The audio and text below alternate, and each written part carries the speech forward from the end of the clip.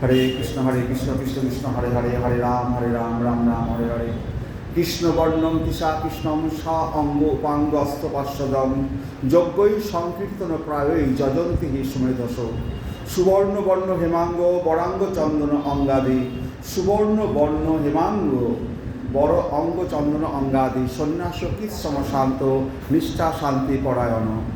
ইত্থব নীতিজ্জক ঋষি দেবঝাস অবতারই লোকান বিভাবয়সী বংশী জগৎ প্রতিপান, ধর্ম মহাপুরুষ পাশী যুগানুবৃত্তম ছন্ন কল যত অভব ত্রিযুগ অত সত্যম। ত্যাক্তা সুবিস্তজ সুর ঈপ্সিত রাজ্য লক্ষ্যে ধর্মিষ্ঠ আজ্য বচসা যত অগাধ অরণ্য, মায়া মৃগম দয়িতয়া ঈপ্সিতম অম্বধাবৎ বন্দে মহাপুরুষতে চরণারবিন্দম। ধ্যেয়ম সদা পরিভবগ্নম অভীষ্টদোপম তীর্থ আস্পাদম শিব বিরঞ্চিনিতম শরণ্যম, বৃত্তা আত্মিত অহম পনতপাল ভবাপ্তি পোতম বন্দে মহাপুরুষতে চরণারবিন্দম। কৃষ্ণ বর্ণম দিশা কৃষ্ণম স অঙ্গ উপাঙ্গ অস্তপার্শ্বদম যজ্ঞই সংকীর্তন প্রায়ই যজন্তি হি সুমেধস। এই কলিযুগে সুমেধা সম্পন্ন ব্যক্তিগণ, সুমেধা বলতে কি, যারা পণ্ডিত লোক, সুমেধা যারা জ্ঞানী লোক, সুমেধা সম্পন্ন ব্যক্তিগণ অবিরাম কৃষ্ণ কীর্তনকারী ভগবানের অবতারকে আরাধনা করার জন্য সংকীর্তন যজ্ঞের অনুষ্ঠান করেন। যদিও তার গায়ের বর্ণ অকৃষ্ণ, তবুও তিনি স্বয়ং শ্রীকৃষ্ণ। তিনি তার সঙ্গী সেবক অস্ত এবং অন্তরঙ্গ পার্শ্বদে পরিচিত। তাহলে স্বয়ং শ্রীকৃষ্ণই তিনি মহাপ্রভু রূপে এই কলিযুগে অবতীর্ণ হয়েছিলেন এবং তিনি হরিকৃষ্ণ নাম প্রচার করেছিলেন। আর এই সংকীর্তন যজ্ঞে সুমেধা সম্পন্ন যারা জ্ঞানী লোক, তারা এই সুমেধা সম্পন্ন এই যজ্ঞ অনুষ্ঠান করে থাকে। তাহলে আপনারা নিশ্চয়ই জ্ঞানী, কারণ কি আপনারা এই মন্দিরে প্রবেশ করার সৌভাগ্য পেয়েছেন। যা মাত্র ওই মন্দিরের দরজাটা খুলে ঢুকেছেন তা মাত্র আপনারা জ্ঞানী। কৃষ্ণকে প্রণাম করছেন, কৃষ্ণকে দর্শন করছেন। তো এটা একমাত্র বহু ভাগ্য ফলে, জ্ঞানী না হলে সম্ভব নয়। আপনারা সুমেধা সম্পন্ন। আপনারা যদি এই কলিযুগে সংকীর্তন যজ্ঞই হরে কৃষ্ণ কৃষ্ণ কৃষ্ণ হরে হরে, হরে রাম রাম রাম হরে হরে, এই যদি মালা জপ এইগুলো যদি না করেন, তাহলে পরে বুঝতে হবে বহু পাপ রয়েছে হৃদয়ে। তাহলে বহু পাপ থেকে যদি মুক্তি পেতে হয়, তাহলে হরে কৃষ্ণ নাম যজ্ঞ করতে হবে। তো ভগবান তো কৃপা করেছে, আপনি মন্দিরে প্রবেশ করেছেন, তো আপনাকেও একটু এগোতে হবে। তো ভগবানের দুটো আঙুলের ব্যাপার আছে। মা যশোদা কৃষ্ণকে বন্ধন করতে যাচ্ছে, যতবার বাঁধতে যায় কৃষ্ণকে রজ্জু ছোট হয়ে যায় 2 আঙুল।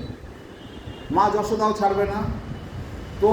তুই একটা বাচ্চা ছেলে, তোর কাছে আমি হেরে যাব?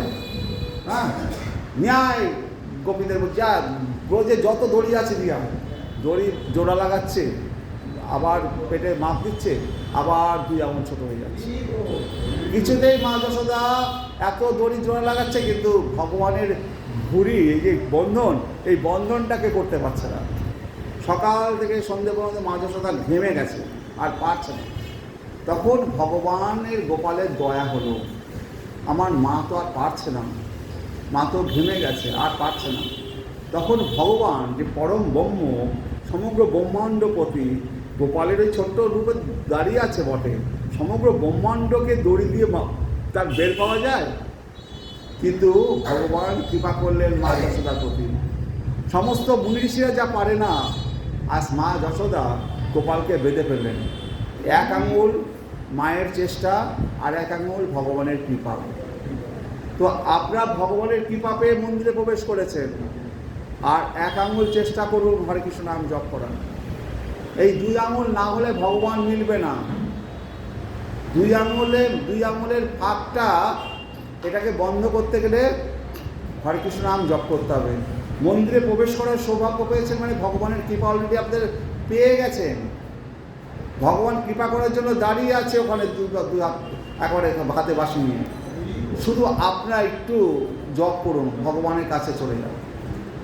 তো ভগবান চৈতন্য মহাপ্রভু হরিদাসকে আর নিত্যানন্দ প্রভুকে বলেছিল কি, ওই যে লেখা আছে যে ভজ কৃষ্ণ কর ভজ বল কৃষ্ণ ভজ কৃষ্ণ কর কৃষ্ণ শিক্ষা, যে তোমরা ঘরে ঘরে গিয়ে এই ভিক্ষা চাইবে, বল কৃষ্ণ ভজ কৃষ্ণ কর কৃষ্ণ শিক্ষা। তারা আমরা তো বলছি আপনাকে, বলতে বলেনি, বলেছে ভিক্ষা চাইতে। আপনাদের কাছে ভিক্ষা চাইতে বলেছে। মহাপ্রভু কিন্তু বলেনি তুমি এইভাবে বলো আমাকে হরে কৃষ্ণ নাম জপ করতে। মহাপ্রভু বলেছে আপনাদের কাছে ভিক্ষা চাইতে, বল কৃষ্ণ ভজ কৃষ্ণ কর কৃষ্ণ শিক্ষা। তো আপনাদের কাছে মহাপ্রভু সনাতন গোস্বামী নিত্যানন্দ প্রভু আর হরিদাস যদি ভিক্ষা চাইতে পারে, আমি তো কোন ছাড়, আমার ভিক্ষা চাইতে কি অসুবিধা? স্বয়ং নিত্যানন্দ প্রভু হরিদাসকে মহাপ্রভু বলছে তোমরা যাও প্রত্যেক ঘরে ঘরে গিয়ে ভিক্ষা চাও। কি ভিক্ষা নেবে? বল কৃষ্ণ ভজ কৃষ্ণ কর কৃষ্ণ শিক্ষা। নিত্যানন্দ আরও বলছে যদি তোমরা এটা করো তাহলে আমি তোমার বাড়ির দাস হব। দাস কাকে বলে? চাকর। বাড়ির সমস্ত কাজ করে দেবে, বাজার রান্না থেকে করে যা বলবে তাই করে দেবে, চাকর হবো। তবু তোমরা কৃষ্ণ নাম বলো, বল কৃষ্ণ ভজ কৃষ্ণ কর কৃষ্ণ শিক্ষা। তো এর থেকে আমরা যদি আজও মহাপ্রভুকে না জানি, না চিনি, না বুঝি, আমরা যদি না বুঝি তাহলে কি হবে? আমার পরবর্তী বংশধরেরা আরও গোল্লায় যাবে। আমি জব করব, আমার বাড়ির অ্যাটমসফিয়ার ভালো হবে, এবং বাড়ির যারা রয়েছে তারা তো কানে একবার যাবে। তারা যদি শুনতে নাও চায়, আপনি জোরে জোরে বলবেন হরে কৃষ্ণ কৃষ্ণ কৃষ্ণ হরে হরে, হরে রাম রাম রাম হরে হরে, হরে কৃষ্ণ কৃষ্ণ কৃষ্ণ হরে হরে, হরে রাম রাম হরে।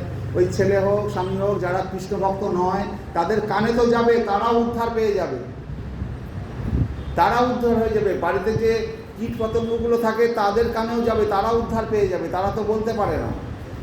তো আপনি কত মানুষের, কত লোকের উপকার করতে পারছেন। আজকে আমি এখানটায় আপনাদের সামনে বলার সৌভাগ্য পেয়েছি, কৃষ্ণ কৃপা করে আমাকে এই সুযোগটা দিয়েছে। কজন এই সুযোগ বা কৃপাটা পায়? আমি অহংকার করছি না, আমি ভগবানের বিশেষ কৃপার জন্য আপনাদের সামনে বলতে পারছি। তো আপনারাও যদি হরে কৃষ্ণ নাম বলেন, হরে কৃষ্ণ কৃষ্ণ কৃষ্ণ হরে হরে, হরে রাম রাম রাম হরে হরে, আর কপালে তিলক কাটেন, বাড়িতে যদি জপ করেন, বাড়ির ছেলেমেয়েরা শুনবে, তাদের বংশধরেরা যখন পরবর্তী জেনারেশন আসবে তারা হরে কৃষ্ণ নাম দিয়ে হবে, এবং আস্তে আস্তে পাপ এই জগৎ থেকে দূরীভূত হবে। এই পাপ থেকে দূরীভূত না হতে পারলে আমাদের তো সামনে বিপদ, ঘোর বিপদ। দেখতে পাচ্ছেন তো সমস্ত বিশ্ব চলছে, শুধু একেবারে মৃত্যু পথে যাচ্ছি তারা। তো এইভাবে জন্মমৃত্যুর চক্রে বারবার আসবো আর যাব। যদি আমরা এই জন্মমৃত্যুর চক্রকে ভেদ করতে চাই তাহলে হরে কৃষ্ণ নামকে জপ করাকে আমাদের মাথায় নিতে হবে। তাহলে সুবর্ণ বর্ণ হিমাঙ্গ বরাঙ্গ চন্দন অঙ্গাদি সন্ন্যাস কৃৎসব শান্ত নিষ্ঠা শান্তি পরায়ণ। মহাপ্রভু গৌরসুতের গায়ের রং সোনার মতো, প্রকৃতপক্ষে তার সুললিত সমগ্র দেহটি কাঁচা সোনার মতো। তার সমস্ত দেহ চন্দন চর্চিত। তিনি সন্ন্যাস গ্রহণ করবেন এবং খুব আত্মসংযমশীল হবেন। মায়াবাদী সন্ন্যাসীদের সঙ্গে তার পার্থক্য এই যে তিনি ভক্তিমূলক সেবায় নিষ্ঠাপরণ এবং সংকীর্তন আন্দোলন প্রচার করবেন। ইত্থং নীতিজ্য করিষি দেবচাষ অবতারৈ লোকান বিভাবয় শিহংসি জগৎ প্রতিপান ধর্ম মহাপুরুষ পাশি যুগানুবৃত্তম ছন্ন কলৌ যত অভবতী যুগ অত সত্যম। এভাবেই হে ভগবান আপনি মানুষ রূপে, ইত্থব নি তির্যক মানুষ রূপে, তির্যক মানে পশু রূপে, ঋষি রূপে, দেবতা দেবছস অবতারই দেবতা রূপে, মৎস্য এবং কুর্ম রূপে বিভিন্ন অবতার গ্রহণ করেন, এবং এভাবেই অসুরদের হত্যা করে সমস্ত সৃষ্টির বিভিন্ন গ্রহলোকসমূহ পালন করেন। যুগ অনুসারে হে ভগবান আপনি ধর্মকে রক্ষা করেন, তবে কলিযুগে আপনি আপনার ভগবত্তা আবৃত করে অবতীর্ণ হন। আর এই জন্য আপনি ত্রিযুগ অর্থাৎ ভগবান সবসময় 3 যুগে প্রকাশিত হন, কিন্তু এই কলিযুগে ভগবান ভক্ত রূপে আবির্ভূত হয়েছেন, ভক্ত রূপে চৈতন্য মহাপ্রভু এসেছিলেন। কিন্তু স্বয়ং শ্রীকৃষ্ণ তিনি রাধা ভাবকে অঙ্গীকার করে তিনি আমাদের এই নবদ্বীপে, তো আমাদের নবদ্বীপে ঘরের ছেলে চৈতন্য মহাপ্রভু। ত্যাক্তা সুদুস্থিত সুর ঈপ্সিত রাজ্য লক্ষ্মীম ধর্মিষ্ঠ আর্য বচসা যত অগাধ অরণ্যম মায়া মৃগম দ্বৈতয়া ঈপ্সিতম অম্বধাবৎ বন্দে মহাপুরুষতে চরণারবিন্দম। আমরা সেই মহাপুরুষ চরণারবিন্দের বন্দনা করি যিনি স্বর্গের দেবতাদেরও আরাধ্য তার মৃত্যুর সঙ্গে নিয়ে শ্রীমতী লক্ষ্মী দেবীকে ত্যাগ করে মায়াবদ্ধ পতিত জীবদের উদ্ধার করার জন্য অরণ্যে গমন করেছিলেন। তো আমরা দেখলাম যে মায়ামৃগ, তো মায়ামৃগ সেই সোনা হরিণকে ধরার জন্য রামচন্দ্র ছুটেছিলেন সেই বনে সোনা হরিণ ধরার জন্য। আর এখানে চৈতন্য মহাপ্রভু তার লক্ষ্মী দেবী, যে লক্ষ্মী দেবীকে ত্যাগ করতে দেবতারা পর্যন্ত পারে না, সেই লক্ষ্মী দেবী বিষ্ণুপ্রিয়াকে ত্যাগ করে মায়া মৃগ আমাদের মতো যারা মায়াবদ্ধ জীব তাদেরকে ভক্তি জীবনে ফিরিয়ে আনবার জন্য স্বয়ং মহাপ্রভু তিনি সন্ন্যাস গ্রহণ করেছেন। তিনি রামচন্দ্র যেমন সেই মায়ামৃগ ধরতে গেছিলেন, সেই ভগবান চৈতন্য মহাপ্রভু সেই মায়ামৃগ আমাদেরকে ধরবার জন্য তিনি আজকে এই জঙ্গলে প্রবেশ করেছেন আমাদের মতো অধঃপতিত জীবদের উদ্ধার করার জন্য। তাহলে আমরা সেই মায়ামৃগের মতো আমরা সেই বদ্ধ জীব উদ্ধার করার জন্য স্বয়ং মহাপ্রভু তিনি সন্ন্যাস বেশে দক্ষিণ ভারত থেকে শুরু করে পুরী থেকে শুরু করে সারা ভারতবর্ষ তিনি বিচরণ করেছেন কী করে এই সমস্ত মানুষকে উদ্ধার করা যায়। তারপর মহাপ্রভু কী করেছিলেন, আর যে সমস্ত লোক যারা আমার ভয়ে পালিয়ে দেশ বিদেশে চলে গেছে, সেই সমস্ত ইংরেজ যারা আমার সেনাপতি সৈনিকগুলো তাদেরকেও ধরে নিয়ে এসে এই ভক্তিতে নিয়ে আসবে। আজকে তাই হচ্ছে। পৃথিবীতে আসি যত নগরাদি গান সর্বত্র প্রচারিত হইবে মোর নাম। আজকে মহাপ্রভুর নাম আজ থেকে 550 বছর আগে মহাপ্রভু এই কথা বলে গেছিল, পৃথিবীতে আসি যত নগরাদি গান সর্বত্র প্রচারিত হইবে মোর নাম। তাহলে উনি 500 বছর আগে জানতেন এই পৃথিবীতে এইরকম একটা সময় আসবে যখন সমস্ত পৃথিবীর লোক এই হরেকৃষ্ণ নাম করবে। তাহলেও কি আমরা কি তাকে বিশ্বাস করতে পারছি না? এখনও দেখতে পাচ্ছি তো 550 বছর আগে এই কথাটা তিনি কী করে বললেন। তখন তো সারা পৃথিবীর অবস্থা কীরকম ছিল কেউ জানতোই না, আমেরিকা কি, রাশিয়া কি, চীন কি, ও বিদেশে কে কী আছে না আছে। কিন্তু সেই 550 বছর আগে মহাপ্রভু কী বলছেন, পৃথিবীতে আসি যত নগরাদি গান সর্বত্র প্রচারিত হইবে মোর নাম। তাহলে সর্বত্র প্রচারিত হইবে এই হরে কৃষ্ণ মহামন্ত্র। তাহলে এখনও কি আমরা তাকে বিশ্বাস করতে পারবো না? হরে কৃষ্ণ। তো চৈতন্য মহাপ্রভু, চৈতন্য শব্দের অর্থ জীবনী শক্তি। সূর্যের পক্ষে যেমন কোনোদিনও মেঘের নিচে ঢাকা পড়ার সম্ভাবনা নেই, সূর্য কি মেঘের তলায় ঢাকা পড়তে পারে? মেঘ তো নিচে, সূর্য কোথায়? তো মেঘের তলায় সূর্য ঢাকা পড়তে পারে? বলুন না, মেঘটা তো নিচে এই ভাসছে, আর সূর্য কত হাজার হাজার লক্ষ লক্ষ মাইল দূরে। হ্যাঁ, আর সূর্যকে মেঘের তলায়, সেরকম ভগবান ঠিক তেমনই ভগবানের পক্ষেও কখনো এই মায়ার অধীন হওয়ার সম্ভাবনা নেই, কারণ মায়া তো ভগবানের অধীন। তিনি এই মেঘের দ্বারা তিনি আবৃত হবেন না। ভগবান মায়াধীন না হয় তিনি অবদ্ধ বা মায়াতীত। যদি আপনি কুয়োতে পড়েছেন, একা একা উঠে আসতে পারছেন না, একা একা উঠে আসতে পারবেন না। কেউ যদি উপর থেকে একটা দড়ি ফেলে দেয় বা কেউ যদি আপনাকে উপরে তুলে নিয়ে আসে তাহলে উদ্ধার পাবেন। তো আপনারা এই কলিযুগে সব কুয়োতে পড়ে আছেন। এই গুরু বৈষ্ণব ভগবানের কৃপা না পেলে ওই কুয়ো থেকে উঠতে পারবেন না। একা একা আপনাদের সেই শক্তি নেই যে কুয়ো থেকে উপরে উঠে আসবেন। তাহলে গুরু বৈষ্ণবের কৃপাটা কি? এই হরে কৃষ্ণ মহামন্ত্র জপ করা। তাহলে ওই কুয়ো থেকে যে পড়ে আছেন সেই উপর থেকে যেই দিব্য নাম বলে কোনো প্রেমধন এই হরে কৃষ্ণ মহামন্ত্র যদি জপ করেন, তাহলে গুরু কৃষ্ণ কৃপায় আপনি এই কুয়ো থেকে উদ্ধার পেতে পারেন। তাহলে ভগবান মায়াবদ্ধ নন। তো ভগবান সীমিত জীব হওয়ায় আমরা সীমিত জীব হয় মায়াধীন, কিন্তু ভগবান কি সীমিত জীব? তিনি বিভু। মায়াবাদীরা যারা ঈশ্বরকে মানে না, যারা সবাই তো আমরা যেমন ঈশ্বরকে ভগবানের এখানে বিগ্রহ রয়েছে, তাকে রাধাকৃষ্ণ রয়েছে, তার হাতে বাঁশি রয়েছে, তার অপরূপ রূপ দেখছি, তাকে প্রণাম করার সৌভাগ্য হচ্ছে। আর একদল লোক আছে তারা ভগবানকে মানে না, তারা ভগবানকে নিরাকার ভাবে।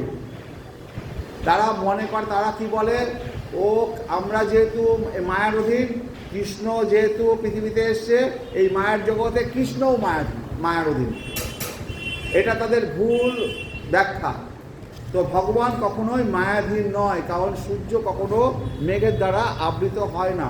তার প্রকৃষ্ট উদাহরণ কোথায়? দু একটা যদি আপনি চিন্তা করে দেখেন কুরুক্ষেত্রের যুদ্ধের সময় তো আমাদের কর্ণ একটা তীর ছুড়বে অর্জুনের দিকে, তো তীরের সাথে তীরের উপরে আমাদের তক্ষক যে সাপ, সেই সাপটা কী করেছিল, অর্জুন কী করেছিল, যখন আপনাদের খাণ্ডব বন দহন করেছিল তখন ওই তক্ষক সাপের ফ্যামিলিরা খাণ্ডব বন দহনের সময় অনেকে পুড়ে মারা গেছিল।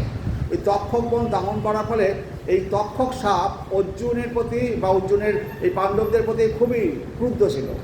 তক্ষক সাপ বলেছিল কর্ণকে, আমি তোমার ওই তীরের বানের মধ্যে থাকবো, তুমি যখন অর্জুনকে তীর ছুড়বে আমি ওই তোমার তীরের উপরে বসে পড়বো এবং অর্জুনকে ছোবল দিয়ে অর্জুনকে আমি মেরে ফেলবো। তো কর্ণ যখন তীর ছুঁড়েছে, ওই তক্ষক সাপ ওই তীরের উপর বসে গেছে, ওই তীর ছুটে আসছে অর্জুনের দিকে।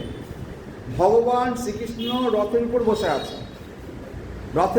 আছে, ওই তীরটা একবারে অর্জুনকে একবারে বধ করে দেবে। তারপর তক্ষক সাপ বসে আছে। ভগবান কী করলো, রথের উপর বসে রথের চাকার উপরে চাপ দিল, রথের চাকাটার উপর চাপ দিল, চাকাটা বসে গেল, আর অর্জুনের শরীরে তীরটা না লেগে ওই মুকুটটাই তীরটা লেগে মুকুটটাকে নিচে পড়ল, আর এই তক্ষকের বিষে মুকুটটা নীল হয়ে গেল। তাহলে ভগবান রথের উপর বসে আছে, সে রথের উপর চাপ দিলে পরে রথের চাকা কী করে নিচে বসবে? আমি কি এর উপর চাপ দিলে পরে এই চাকা নিচে বসবে? আমাকে নিচে নামতে হবে, এই ফ্লোরে নামতে হবে, নেমে তারপর চাপ দিতে হবে, তবে এটা নামতে পারে। রথের উপর বসে রথের চাকাকে চাপ দিলে কখনো চাকা মাটির তলায় যায় না। তাহলে প্রকৃতির মায়ার, প্রকৃতির উপরে তার ক্রিয়া আছে। আমরা সাধারণ মানুষ যদি এরপর, আমি যদি এখানে বসে আছি, আমি এখানের উপর চাপ দিই, এটা কখনো নড়বেও না, দুলবেও না, আমাকে তাহলে এটা নিচে নামতে হবে। তাহলে ভগবান তাহলে কি, ভগবান তাহলে এই মায়ের ঊর্ধ্বে তিনি এর উপর বসেই তিনি রথের চাকাকে বসিয়ে দিচ্ছেন। ভগবান ইচ্ছা করলো সূর্য দেবতাকে সূর্যগ্রহণ করে দিল, তাহলে সমস্ত মায়া তার অধীন। তো সুতরাং এই মায়াবাদীরা যারা বলে যে ভগবান যেহেতু তিনি পৃথিবীতে এসেছিলেন তিনিও মায়ার অধীন, ভগবান কখনো মায়ার অধীন নয়, এটা তাদের মূর্খতা। সকল ক্ষেত্রেই জড়া প্রকৃতি ভগবানের নির্দেশে ক্রিয়া করে। ভগবান চাইলেন তো ওই দিনকে কী হলো, সূর্যগ্রহণ হলো, আর সূর্যগ্রহণ হওয়ার ফলে কী হলো, সবাই ভাবলো যে এখন সূর্য ডুবে গেছে, যুদ্ধ শেষ। কারণ সূর্য অর্জুনের কাকে মারার কথা ছিল, অভিমন্যুকে বধের জন্য যে দায়ী ছিল, কি নাম, জয়দ্রথ। হ্যাঁ, জয়দ্রথ, ঠিক, হ্যাঁ। জয়দ্রথ কে ছিল, দুর্যোধনের ভগ্নিপতি, বোনের বোন। তো এই জয়দ্রথকে বধ করে, জয়দ্রথ পাণ্ডবদেরকে পরাজিত করার জন্য শিবের কাছে প্রার্থনা করেছিল এবং শিব বলেছিল একটা দিন তোমাকে কেউ পরাস্ত করতে পারবে না। তো সেই দিনটা ছিল অভিমন্যু বধের দিন। সেই দিন জয়দ্রথ ঢাল হয়ে দাঁড়িয়েছিল, অভিমন্যু সেই চক্রব্যূহ ভেদ করে প্রবেশ করেছিল, কিন্তু ভীম বা কেউ প্রবেশ করতে পারলো না। অর্জুন অন্যদিকে ছিল কৃষ্ণকে নিয়ে, যার ফলশ্রুতি সেই দিনকে অভিমন্যু বধ হয়েছিল। জয়দ্রথ যেহেতু বর পেয়েছিল যে ওই দিনকে ওকে কেউ পরাস্ত করতে পারবে না, এবং জয়দ্রথের জন্যই অভিমন্যুর মৃত্যুটা হয়েছে। তো অর্জুন বলল যে কালকে দিনের মধ্যে, কালকেই ইয়াকে আমি অভিমন্যু জয়দ্রথকে বধ করব।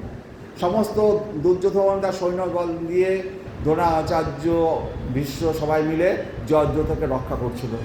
অর্জুন সারাদিন ধরে যুদ্ধ করে পারছে না, কৃষ্ণ দেখলো তো এইভাবে যুদ্ধ করে পারবে না অর্জুন। তাহলে ভগবান সাথে সাথে কী করলো, ওই দিনকেই সূর্যগ্রহণ করিয়ে দিল। ভগবান ইচ্ছা অন্যদিন সূর্যগ্রহণ থাকতে পারে, কিন্তু ভগবানের ইচ্ছা ওই দিন সূর্যগ্রহণ হবে। ওই দিন সূর্যগ্রহণ হলো, সবাই ভাবলো যে সূর্য অন্ধকার হয়ে গেছে, যুদ্ধ শেষ। জয়দ্রথ যেই বেরিয়ে এসছে তখন কৃষ্ণ বলল, এই দেখো অর্জুন, ওই জয়দ্রথ তোমার সামনে, আর তীর ধনুকও তোমার হাতে, এবার তুমি ওই জয়দ্রথকে বধ করো।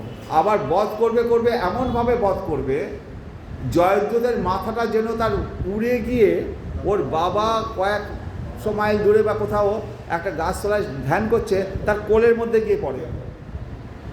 তাহলে আপনারা এখনকার যুদ্ধ দেখছেন, তাহলে সেই যুগে প্রথম মানব বোমা বলতে পারেন ওটা। মানব বোমা কাকে বলে? যে মরে আবার 10 জনকে মারতে পারে, সে তো মানব বোমা। তো জয়দ্রথর এমন তপস্যা ছিল বা জয়দ্রথের বাবার, যে জয়দ্রথের মাথা যে মাটিতে ফেলবে তার মাথা শতচিহ্ন হয়ে যাবে, জয়দ্রথকে যে বধ করবে সেও তার মাথাও শতচিহ্ন হয়ে যাবে। তো জয়দ্রথের মাথাটা যদি উড়ে গিয়ে ওর বাবার কোলে বসে, এবার বাবা কি করবে, ধ্যান করছিল, জয়দ্রথের ছেলের মাথাটা কোলে বসেছে, তখন ধ্যানের ফলে কী হয়েছে, আচমকা ছেলের ইয়ে দিকে ওর বাবা মাথাটা নিচে ফেলে দিয়েছে, যে নিচে ফেলে দিয়েছে ওর বাবার মাথাটা উড়ে চলে গেল, একটা বিস্ফোরণ হয়ে ওর বাবাও চলে গেল। তাহলে কী হচ্ছে, সেই যুগে দেখুন কুরুক্ষেত্রের যুদ্ধটা কতটা উন্নত ছিল, যে এমন মানব বোমা ছিল যাকে মারবে তার উপর সে পর্যন্ত বধ হয়ে যাবে। আবার কুরুক্ষেত্রের যুদ্ধে এমন অস্ত্র ছিল যে উত্তরার গর্ভে পরীক্ষিত মহারাজ বসে আছে, সেই পরীক্ষিত মহারাজকেই মারবে, মানে যাকে টার্গেট করবে তাকেই সেই মরবে, অন্য কেউ মরবে না। আজকের যুগে এমন অস্ত্র আজকের যুগে হয়েছে, হয়নি এখন। তাহলে সেই যুগ কত উন্নত ছিল। হরে কৃষ্ণ। তাহলে অবজানন্তি মাম মোরা মনুষ্যীম তনুম আশ্রিতম পরম ভাবম অজানন্ত মম ভূত মহেশ্বরম। আমি যখন মনুষ্যরূপে অবতীর্ণ হই তখন মূর্খেরা আমাকে অবজ্ঞা করে, তারা আমার পরম ভাব সম্বন্ধে অবগত নয়, তারা আমাকে সর্বভূতের মহেশ্বর বলে জানে না।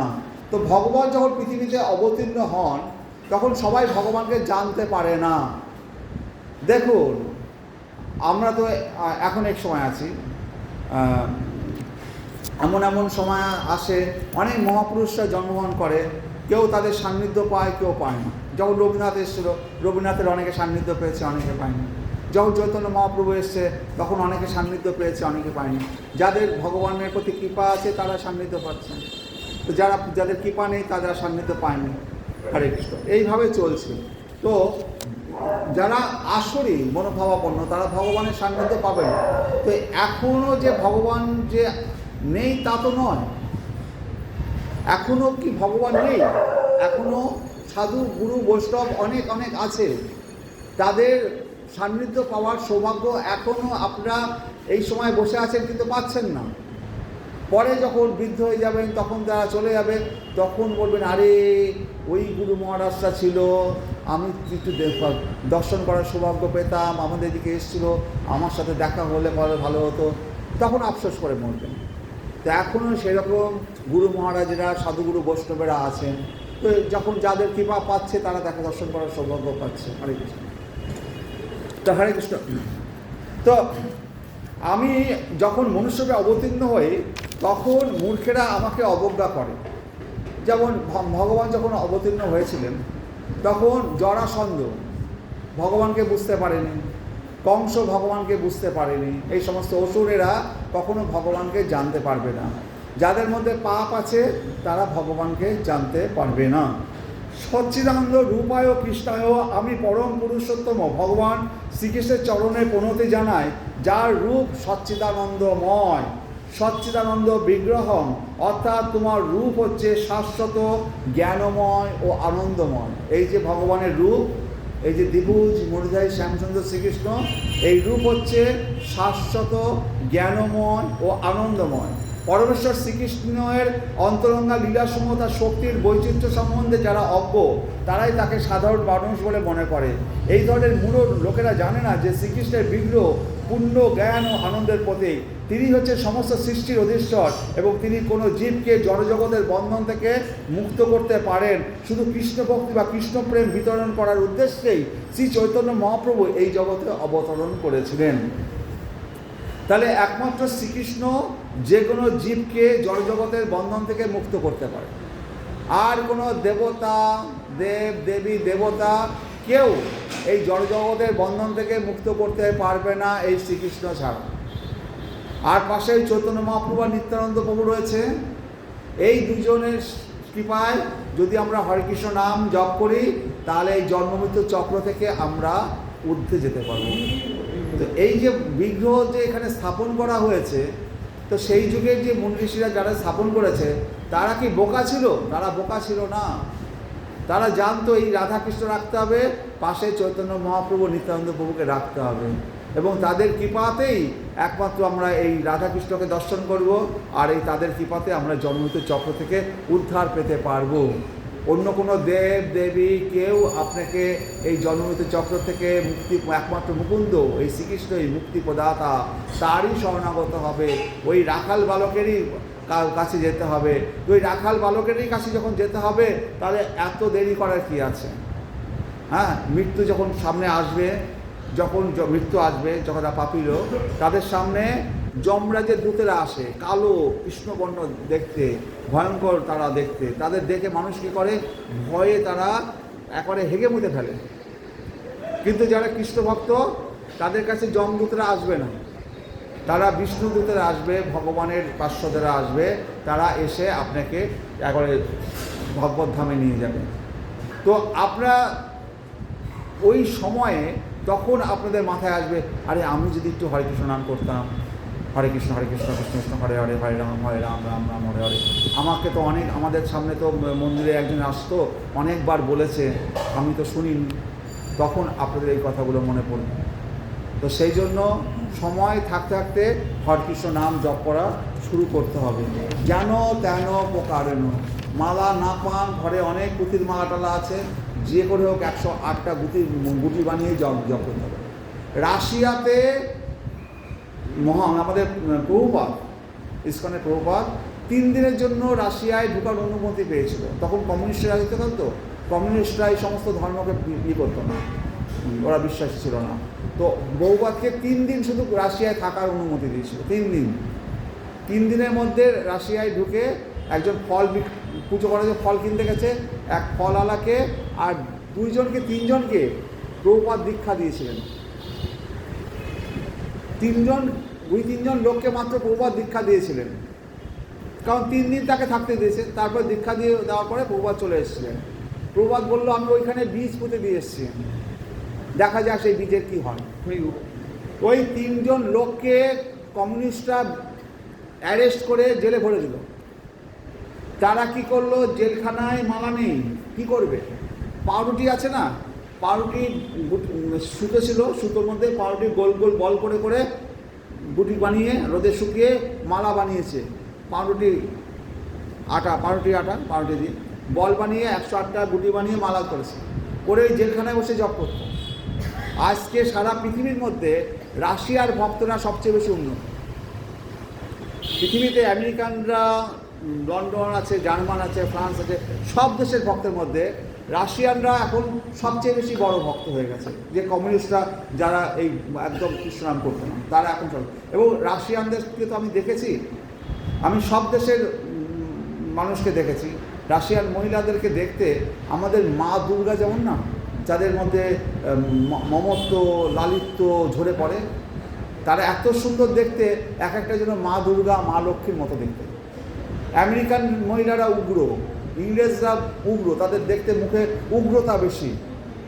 কিন্তু রাশিয়ান মহিলারা যেন মনে হবে আমার ঘরের বোন, ঘরের মা, এত তাদের মধ্যে লালিত্য ভাব। ভগবান তাদের কৃপা করেছে, তাই তারা আজকে ভগবত ভক্তিতে তারা এত এগিয়ে যাচ্ছে। আমেরিকানদের হারিয়ে দিয়েছে।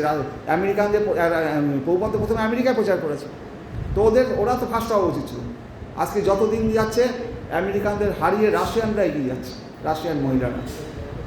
তাহলে দেখুন, আমি তো বললাম যে ওই রাশিয়ার ওই সৈনিকটা হাত জোর করে ক্ষমা চাইছে। হাত জোর করা কোথা থেকে শিখলো? আমাদের ভারতীয়দের ইয়েটা হচ্ছে হাত জোর করা।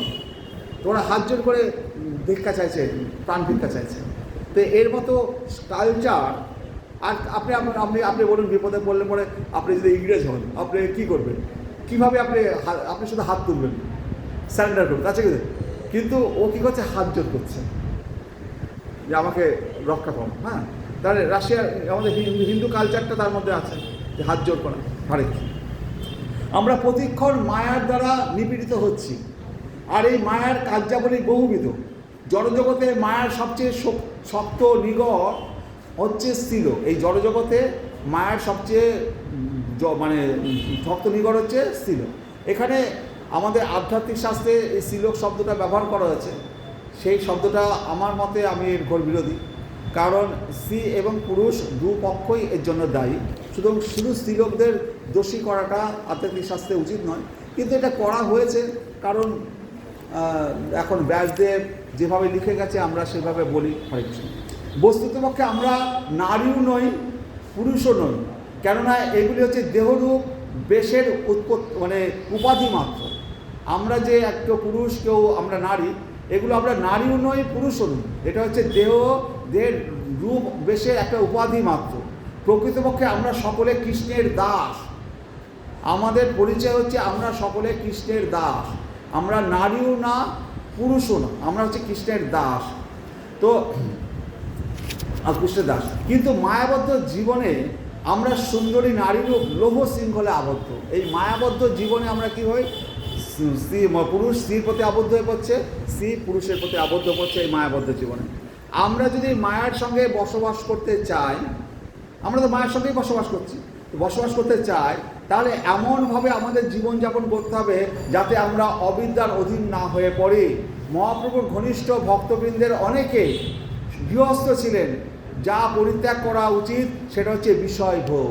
তো মহাপ্রভু যখন তার ধর্মপ্রচার করেছেন, মহাপ্রভুর অনেক ভক্তই তারা গৃহস্থ ছিলেন, তাদের ছেলে পুত্র সন্তান ছিল। হরে কৃষ্ণ। আমার আছে প্রভু। তো তো মহাপ্রভু যখন ছিলেন, তো সেই সময় তার অনেক ভক্ত ছিল, তারা সংসারী ছিল। তো মহাপ্রভু বলেননি সবাইকে সন্ন্যাসী হয়ে যেতে হবে।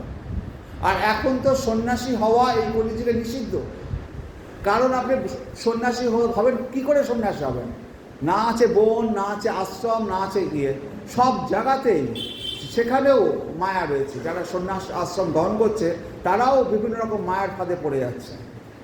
তারাও এক একজন সন্ন্যাসী বড় বড় বিরাট পর মহারাজ হয়ে যাচ্ছে, বিরাট অট্টালিকা মতো মন্দির বানাচ্ছে, সেখানকার বড় বড় শেড হয়ে যাচ্ছে, সেখানেও তারা ব্যবসা বাণিজ্য খুলে বসে পড়ছে।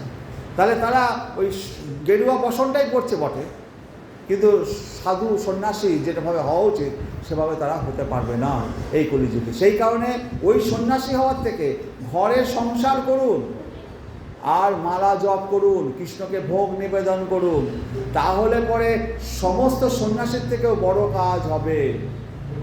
আপনাদের কেউ বলেনি আপনারা সন্ন্যাসী হবেন না, সন্ন্যাসী হন।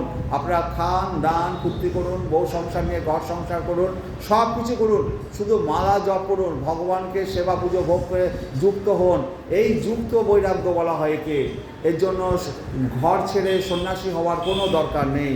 জড়জগতে থাকার সময় শুধু কৃষ্ণ সেবা কামনার মাধ্যমে আমরা মায়া থেকে মুক্ত থাকতে পারি। কৃষ্ণ সেবা, ভগবানের কাছে প্রণাম করতে হবে, ভগবান তোমাকে সেবা করার সৌভাগ্য দাও, আমি যেন কৃষ্ণ সেবা করতে পারি, তোমাকে সুখী করতে পারি, সুখী করার চেষ্টা করতে পারি। সুখী তো আমরা করতে পারবো না, চেষ্টা করতে পারি, আমাকে তোমার সেবা করার সুযোগ দিও।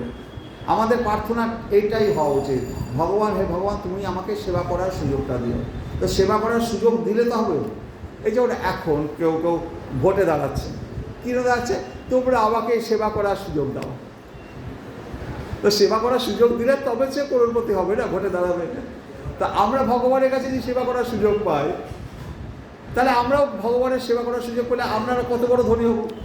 আমাদের ভগবান তো সমগ্র ব্রহ্মাণ্ডের প্রতি, সমগ্র ব্রহ্মাণ্ডের সাম্রাজ্য তার কাছে যদি সেবা করার সুযোগ পাই, সে যদি আমাদেরকে বলে ঠিক আছে তোকে আমি সেবা করার সুযোগ দিলাম, তুই আরও 5 জায়গায় বক্তব্য রাখ, আরও 5 জনকে ভক্ত বানা, আরও ভালো করে ভগবানের সেবা পুজো কর, তোর আরও, তাহলে তো সে সেবা করার সুযোগটা পাবে না।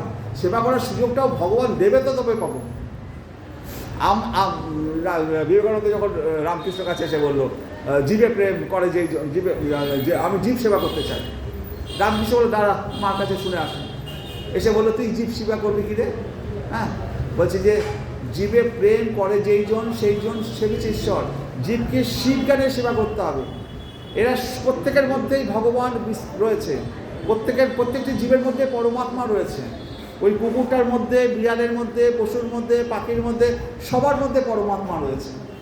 সমস্ত জীবকে যে ভালোবাসতে পারবে সেই ভগবানের সেবা করতে পারবে। তো সেটাও করতে গেলে ভগবান যদি আপনাকে কৃপা না করে, তাহলে আপনি সেবা করবেন কী করে? আপনাকে যদি কোটি কোটি টাকা দেয় তবে আপনি কোটি কোটি টাকার সেবা করতে পারবেন। আর 10 টাকা দিলে আপনি কী করে ভগবানের মানুষের সেবা করবেন? আপনি যদি মানুষের সেবা করতে চান তবু ভগবানের কৃপা চায় না। তো আপনি বক্তব্য রাখলেন, আপনার কথা কেউ শুনলো না, তাহলে আপনি সেবা করতে পারবেন না। সেবা করতে গেলেও তো ভগবানের কৃপা চাই না। আমি বিরাট ভালো বক্তা, আমার অহংকার হলো, তা কালকে থেকে কেউ আসলো না, তাহলে কি হলো? সেবা করতে চাইলেও আমি সেবা করতে পারবো না, আমার অহংকার আমাকে পুরো শেষ করে দেবে। ভগবান যদি কৃপা না করে তাহলে পরে আমরা সেবা করতে পারবো না। এই যে আপনারা শ্রবণ করছেন, তো ভগবান কৃপা করেছে, আমি মুখ দিয়ে বলছি, কোনো কথা আপনাদের ভালো লাগছে, কোনো কথা ভালো লাগছে না, কিন্তু কিছু করার নাই। সাধুদের বলা হয়েছে তোমরা সবসময় সত্যি কথা বলবে। সাধু যদি মিথ্যা কথা বলে, সাধু যদি নিজেকে বাঁচানোর জন্য এই সমস্ত কথাগুলো না বলে, হ্যাঁ তোমরা খুব ভালো করে খাও দাও থাকো, তোমাদের জব টপ কিছু করতে হবে না, আমার কথা শুনলেই তোমরা উদ্ধার পেয়ে যাবে, এরকম যদি বলে সাধু, তাহলে সেই সাধু সাধু নয়। তাহলে সে সাধু সাধু নয়। সে ভাবছে কি, সে ভক্তদেরকে কি করছে, তাদেরকে ভগবত ভক্তি থেকে দূরে সরিয়ে দিচ্ছে। তো সেই রকম সাধুদের সবসময় সত্যি কথা বলতে হবে। তাতে যদি তার ভগবত ভক্তিতে তার যদি অসুবিধা হয়, তবু তাকে সে সত্যি কথা। সাধু যদি সত্যি কথা না বলে, তাহলে এই কলিযুগে আর কি রইল? এই কলিযুগে 4টে পায়ে এই ধর্ম ছিল, হ্যাঁ, তার মধ্যে একটা এই সত্যতা সততা এই কলিযুগে একমাত্র রয়েছে। এই সততাতেও যদি মানুষ কুড়োল মারে, তাহলে তার কিছুই থাকলো না। সততার জায়গাটাও যদি মানুষ চলে যায়, তার চলে গেছে, তার দান ধ্যান তপস্যা সব কিছু চলে গেছে, শুধু সততাটা আছে। যে কারণে আমাদের গুরুদেবরা তাকে প্রতিজ্ঞা করিয়েছে, 4 মালা জপ করতে, 16 মালা জপ করতে হবে, অবৈধ সঙ্গ করা যাবে না, কোনো আমিষ আহার দ্রব্য আহার খাওয়া যাবে না, হ্যাঁ, তারপরে কোনো রকম নিঃশ্বাস দ্রব্য গ্রহণ করে, প্রতিজ্ঞা, এই সততা। তুমি প্রতিজ্ঞা করেছো, তুমি সত্যটা মানতে হবে, এই সত্যটা। তো এটা আমাদেরকে পুরো প্রতিজ্ঞা করে তবে আমাদেরকে দীক্ষা দেওয়া হয়। হরে কৃষ্ণ। তো জড়জগতে থাকার সময় শুধু কৃষ্ণ সেবা কামনার মাধ্যমে আমরা মায়া থেকে মুক্ত হতে পারি। আমাদের ইন্দ্রিয়, মন, বাক্য, অর্থ এবং সমস্ত শক্তি সামর্থ্য নিয়োগ করলে আমরা মায়াধীন বলে গণ্য হব না। যারা কৃষ্ণ সেবা করেন তারা মায়াধীন নন। যারা কৃষ্ণ সেবা করে, যারা মন, বাক্য, হৃদয়, দেহ, মন, বাক্য দিয়ে ভগবানের সেবা করে, ভগবানের সেবা ভোগ নিবেদন করে করা যায়। আর কীভাবে করা যায়? মালা জপের মাধ্যমে। এই মালা জপ করলেও ভগবান খুশি পাবে। তো মালা জপ করার মাধ্যমে ভগবানকে সেবা করা যায়। আর হচ্ছে ভোগ সেবা। আর ভোগ নিবেদন করলে কি হয়? ভোগ নিবেদন করলে ভগবানের সাথে সম্পর্ক স্থাপন হয়, যেটা এখন বলছি আপনারা বুঝতে পারছেন না। যখন আপনারা ভোগ নিবেদন করা শুরু করবেন, আস্তে আস্তে 6 মাস 1 বছর বাদে আস্তে আস্তে নিজেরা বুঝতে পারবেন ভগবানের সাথে আপনাদের একটা সম্পর্ক স্থাপন হবে। এটাকে আমাদের আধ্যাত্মিক শাস্ত্রে সবচেয়ে বেশি গুরুত্বপূর্ণ জায়গা দেওয়া হয়েছে, যে অন্তত ভগবানের জন্য কিছু রান্না করে করা। তো রান্না করতে কী করলে কি হয়? ভগবান, মনটা রান্নার মধ্যে থাকে, ভগবানকে আমি দেবো, জায়গাটা পরিষ্কার করলাম, ভগবানকে পরিষ্কার করলাম, ভগবানকে ফুল দিলাম, তুলসী পাতা দিলাম, ভগবানকে ভোগ নিবেদন করলাম। এর মধ্যে একটা ভগবানের প্রতি একটা শ্রদ্ধা ভালোবাসা, এটা ভগবানের শ্রদ্ধা ভালোবাসাটা চায়। তুমি আমার জন্য কতটা ভাবছো। তো গোপীরা সারা দিন রাত ভগবানের জন্য ভাবতো। তারা যখন তারা চিনি দিতে গিয়ে লবণ দিয়ে ফেলতো, বেশি সবজি এটা দিতে, সবজি রান্না করতে গিয়ে এটা যে ওটা দিয়ে ফেলতো। তারা গোপীরা বলতো, হে কৃষ্ণ, আমাদের মাথা থেকে একটু দূরে থাক, আমরা তো আর ঘর সংসার করতে পারছি না, আমরা রান্না করতে গিয়ে এটার জায়গায় ওটা, ওটার জায়গায় এটা দিয়ে ফেলছি। কান তো রয়েছে ওই বৃন্দাবনের মাঠের মধ্যে, কখন কৃষ্ণের বাঁশির আওয়াজটা শোনা যাবে? তার তো মনটা তো আর ঘরে নেই, মনটা বৃন্দাবনের মাঠে মাঠে কৃষ্ণ গরু চড়াতে গেছে।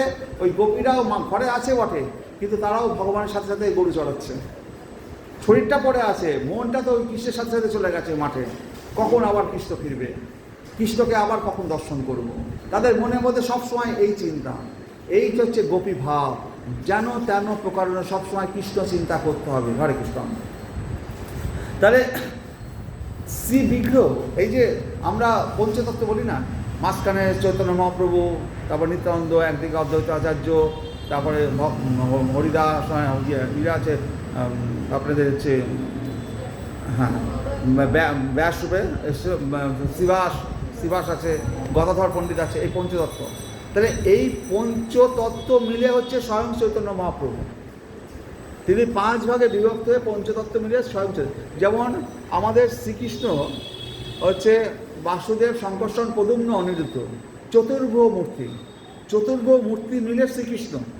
বা তিনি যখন দ্বারকায় আসেন, দ্বারকায় সেখানে তিনি চতুর্ভুজ, বাসুদেব, শঙ্কর্ষণ, প্রদ্যুম্ন, অনিরুদ্ধ, তো এই চতুর্ভুজ মূর্তিতে দ্বারকায় তিনি বিরাজ করছেন, চতুর্ভুজ বাসুদেব, শঙ্কর, প্রদ্যুম্ন। আবার চতুর্ভুজ মূর্তি আছে বৈকুণ্ঠে, সেখানেও বাসুদেব, শঙ্কর্ষণ, প্রদ্যুম্ন, অনিরুদ্ধ চতুর্ভুজ মূর্তি রয়েছে। এই চতুর্ভুজ মূর্তি এইগুলো আমাদের সবাই সেইভাবে শিক্ষা দেওয়া হয়নি বলে আপনারা সব বিষয়গুলো জানেন না, কেন এই চতুর্ভুজ মূর্তি রয়েছে বাসুদেব, শঙ্কর্ষণ, প্রদ্যুম্ন। প্রদ্যুম্ন হচ্ছে কামদেব, আপনার মানে অনিরুদ্ধ হচ্ছে আপনার আমাদের যে মন, এই মনের দেবতা হচ্ছে অনিরুদ্ধ। মন যদি সংযত না হয়, আপনি মালা জপ করতে বসবেন, মনটা অন্যখানে চলে যাবে। তো সেই কারণে বাসুদেব, শঙ্কর্ষণ, প্রদ্যুম্ন, অনিরুদ্ধ এদের 4 জনের আমাদের প্রণাম করতে হয়। তবে নিত্যানন্দ প্রভু হচ্ছেন তার প্রথম প্রকাশ বলরাম, ভগবান স্বয়ং শ্রীকৃষ্ণ, দ্বিভুজ মুরলীধর শ্যামচন্দ্র শ্রীকৃষ্ণ, তার প্রথম প্রকাশ হচ্ছে নিত্যানন্দ বলরাম বা নিত্যানন্দ প্রভু। অদ্বৈত আচার্য প্রভুরূপে তিনি অবতার, গদাধর প্রভুরূপে তিনি অন্তরঙ্গ শক্তি, গদাধর স্বয়ং রাধারানী, গদাধর পণ্ডিত হয়ে এসছেন। কারণ রাধারানী যখন বৃন্দাবনে যখন শ্রীকৃষ্ণ গরু চড়াতে যায়, তখন রাধারানীর খুব ইচ্ছা হতো যে আমি যদি পুরুষ হতাম, মানে গোপ বালক হতাম, তাহলে পরে কৃষ্ণের সাথে আমিও ওই গৌচারণে যেতে পারতাম। তো সেই কারণে যখন মহাপ্রভু এই চৈতন্য অবতারে আসলেন, তখন শ্রীমতী রাধারানীর অংশ হয়ে গদাধর পণ্ডিত হয়ে আসলেন। গদাধর পণ্ডিত রাধারানীর অংশ শক্তি। তাহলে আর ব্যাসরূপে তিনি তথস্থা শক্তি, নারদমণি ব্যাসরূপে এসেছিলেন। তো ভগবানের এইগুলি থেকে ভিন্ন নন, সব কিছু মিলিয়ে হচ্ছে ভগবান শ্রী চৈতন্য মহাপ্রভু। নম মহাবদান্নায় কৃষ্ণ প্রেম পদায়তে কৃষ্ণায় কৃষ্ণ চৈতন্য নামনে গৌ নব মহাবদান্নায় কৃষ্ণ প্রেম পদায়তে। তো আমি সকল অবতার, এটাই এই শ্লোকটা বলেছিলেন আমাদের রূপ গোস্বামী, আমি সকল অবতার এমনকি স্বয়ং শ্রীকৃষ্ণের চেয়েও বদান্য পরমেশ্বর ভগবান শ্রীকৃষ্ণ চৈতন্যের বন্দনা করি। কারণ পূর্বে যাকেও প্রদান করেনি সেই কৃষ্ণ প্রেম তিনি মুক্তভাবে বিতরণ করছেন। স্বয়ং শ্রীকৃষ্ণ যখন তিনি দাপরে এসেছিলেন, তখন তিনি তো লীলা করেছেন, গোপীদের সাথে লীলা করেছেন, মথুরায় কংসবধ করেছেন, শিশুপাল বধ করেছেন, যাদেরকে তিনি বধ করেছেন তাদেরকে উদ্ধার করেছেন। পুতনাকে বধ করলেন, পুতনা তার ধাত্রীগতি পেল। সমস্ত অসুরেরা যাদের বধ করেছেন তারা কৃপা পেল। আর যারা বৃন্দাবন বা ব্রজের যে সমস্ত গোপীরা, সখারা, বালকেরা যাদের সাথে তিনি উদ্বোস করেছেন, তারা কৃপা পেয়েছে। কিন্তু আপামর জনগণ তো কৃপা পায়নি। আপামর জনগণ তো সবাই কৃপা পায়নি ভগবান কৃষ্ণের। কিন্তু এই চৈতন্য মহাপ্রভু, স্বয়ং শ্রীকৃষ্ণ যখন চৈতন্য মহাপ্রভু রূপে আসলেন, তিনি কি করলেন? সবাইকে কৃপা করছেন। তিনি কৃষ্ণ প্রেম বিতরণ করছেন। কৃষ্ণ প্রেম নম মহাবদান্য, তিনি সবচেয়ে বড় বদান্য। কৃষ্ণের থেকেও তিনি সবচেয়ে বেশি বদান্য। মানে বদান্য মানে কি? মানে বরদাতা, বা যিনি মানে সবাইকে বর দেন, বা সবাইকে দাতা, যিনি দান করেন। কি দান করেন? কৃষ্ণ প্রেম। যেখানে স্বয়ং শ্রীকৃষ্ণ সেটা করতে পারেননি, আর মহাপ্রভু সেই অকাতরে সেই কৃষ্ণ প্রেম দান করছেন। গরিব, বড়লোক, ভিখারি, মানুষ সাক্ষাৎ কেউ দেখছে না। কে খারাপ দেখতে ভিখারি, কেউ বড়লোক, ওকে একটু বেশি করে দেব, ও গরিব আছে ওকে কম দেব, কোনো বাজ বিচার নেই। এবং সেই কৃষ্ণপ্রেম তিনি অকাতরে বিতরণ করছেন। শিব ও বিরিঞ্চি, নতুন সারণ নাম শিব, আর বিরিঞ্চি হচ্ছে ব্রহ্মা। যারাও এই কৃষ্ণপ্রেম যাদের কাছে নেই, এই কৃষ্ণপ্রেম শিব, বিরিঞ্চি, ব্রহ্মা, শিবের কাছেও নেই, তাদেরও দুর্লভ, তাদের কাছে নেই, তাদের সেই ঘরে সেই সম্পদ নেই। আর মহাপ্রভুর কাছে এই কৃষ্ণপ্রেম এত আছে যে দান করে শেষ করতে পারছে না। তিনি অকাতরে দান করছেন। যে শিব বিরিঞ্চির কাছে নেই যে প্রেম, কৃষ্ণপ্রেম, সেই কৃষ্ণপ্রেম কার কাছে আছে? যার কাছে আছে সেই তো দান করতে পারে। এবং সেই তিনি মহাবদান্য, সেই অবতার, সেই চৈতন্য মহাপ্রভু। তার অবতার সম্বন্ধে জানতে গেলেই আমাদের কত জনম লেগে যাবে আমরা জানি না। সেই জন্য চরিতামৃত আমাদের পড়া দরকার প্রত্যেকের। আর ওটা বাংলায় লেখা, ওটা সংস্কৃতের লেখা নয়, বাংলায় লেখা। আমরা বাংলায় তো পড়াশোনা করতে জানি, তবু আমাদের কারু ঘরে চৈতন্য চরিতামৃত নেই সেইভাবে। তাহলে আমরা কবে পড়ব? শ্রী চৈতন্য মহাপ্রভুর মাধুর্য রসে ভগবানকে ভালোবাসার, ভগবত প্রেম অনুশীলনের ব্যবহারিক শিক্ষা প্রদান করেন। তো রাধারানী যেমন কৃষ্ণকে ভালোবাসতেন, ঠিক সেই রকম রাধারানীর ভূমিকা গ্রহণ করে শ্রী চৈতন্য মহাপ্রভু শ্রীকৃষ্ণকে ভালোবাসার প্রয়াস। শ্রীকৃষ্ণ চৈতন্য মহাপ্রভু দেখাচ্ছেন আমাদের কাছে, মহাপ্রভু এসে দেখো রাধারানী কিভাবে কৃষ্ণকে ভালোবাসতেন, কিভাবে তার প্রতি প্রেম নিবেদন করতেন। তো সেটা তিনি রাধারানীর ভাব প্রকাশ করে আমাদেরকে দেখিয়েছেন। তার দেখানো কেন দরকার? যদি তিনি না দেখান তাহলে আমরা শিখবো কী করে? রাধা কী করে কৃষ্ণ প্রেমে তিনি পাগল হয়েছিলেন? হরে কৃষ্ণ করতে করতে ভগবান মহাপ্রভু মূর্ছিত হয়ে পড়ছেন, চোখ দিয়ে বলছে যে পিচকিরির ধারার মতো জল পড়ে। এটা কখনো কেউ শুনেছে না বিশ্বাস করেছে যে পিচকিরির মতো চোখের জল পড়ে? এবং সেই বর্ণনা আছে, মহাপ্রভু চোখ দিয়ে জল নাকি পিচকিরির মতো জল পড়ে, এবং সেখানে গর্তটাকে নাকি জলে পড়ে যায়, চোখের জলের গর্ত পড়ে যায়। আমাদের তো 1 ফোঁটা 2 ফোঁটা বেশি পড়ে না, আর তার এত জল পড়ে নাকি গর্ত পড়ে যায়। আবার মহাপ্রভুর গায়ের যে লোমগুলো এক একটা ডুমুরের মতো, এরকম বলের মতো, ডুমুরের মতো এরকম আকার ধারণ করে। এই লোমগুলো ফুলে একটা ডুমুরের মতো হয়। আবার মহাপ্রভুর এই যে আমাদের হাড়ের যে সন্ধিগুলো আছে, এই হাড়গুলো যেন হাতটা যেন লম্বা হয়ে যায়, যদি লম্বা হয়ে যায় হাড়ের সন্ধিগুলো সব বিচ্ছেদ হয়ে যায়, তাহলে হাড়গুলো সব এই সব জায়গা থেকে সব ছেড়ে গিয়ে লম্বা হয়ে যায়। আবার কখনো সমস্ত শরীরটাকে এরকম একটা কুর্ম মানে কচ্ছপের মতো আকৃতি ধারণ করে। তো কেন? এই রাধার যে ভাব আছে, অষ্টসাত্ত্বিক ভাব, মহাপ্রভু সেই রাধার অষ্টসাত্ত্বিক ভাব মহাপ্রভু সেটাকে মানে ইয়ে করতে পারে না, সেটাকে কন্ট্রোল করে রাখতে পারে না, যেটা রাধারানী পারতেন। রাধারানীও হয়েছে অষ্টসাত্ত্বিক ভাব, কখনো রাধারানী কালো হয়ে গেছে, কখন রাধারানী এমন রোগা হয়ে গেছে কৃষ্ণ বিরহে হাতের বালাগুলো খুলে পড়ছে, আংটিগুলো যেন হাতের মধ্যে ঢুকে যাচ্ছে, এমন রাধারানীর অবস্থা হয়েছে। তো কৃষ্ণ বিরহে এমন অবস্থা মহাপ্রভুর ক্ষেত্রে হয়েছে। আমরা বলছি না যে আমাদের হোক, সেটা অন্তত হরে কৃষ্ণ নাম করি, অন্তত যেটুকু জপ করা সেটুকু তো করি, তারপরে ভগবান তো আছেন, তিনি যা করার করবেন। আমি আমার কাজটাকে আমি যতটুকু করতে পারি ততটুকু তো করি, যে হ্যাঁ আমি 16 মালা জপ করতে পারছি না, 2 মালা করছি, 4 মালা করছি, যতটুকু পারি ভগবান আমাকে আস্তে আস্তে তুমি শক্তি না দিলে আমি কী করে পারব? তো তুমি শক্তি না দিলে হবে না, যতক্ষণ না উনি কৃপা করছেন। আমি বললাম না 2:30, 3টে, 4টের সময় উঠি, সব দিন উঠতে পারি না, কখনো কখনো উনি কৃপা করলে উঠতে পারবো। আমি উঠি শব্দটা ভুল, আমি উঠে জপ করি শব্দটা ভুল, ওটা তো অহংকারের কথা। উনি কৃপা করে যদি তোলে, উনি যদি কৃপা করে আমাকে যদি জপ করায়, তবে আমি জপ করতে পারব। আমাদের কারোর ক্ষমতা নেই যে আমি 2:30টার সময়তে জপ করবো বা 3টের সময়তে জপ করবো। তিনি কৃপা করে যদি আপনাদের ঘুম ভাঙিয়ে দেয়, তিনি কৃপা করে যদি বলে এই ব্রহ্মমুহূর্তে তুমি জপ করো, তিনি কৃপা করে যদি জপ করতে বসায়, তবে আপনি জপ করতে পারবেন। আপনাদের কারোর কোনো শক্তি নেই যে আপনারা জপ করবেন। আমি 1000বার বললেও জপ করতে পারবেন না যদি তিনি কৃপা না করেন। আমি 1000বার বলছি আপনারা জপ করুন, তো 1000বার বললেও হবে না যদি ভগবানের কৃপা না হয়। তবু কি আছে, গুরু কৃষ্ণ প্রসাদে হয়, পায় ভক্তিলতা বীজ।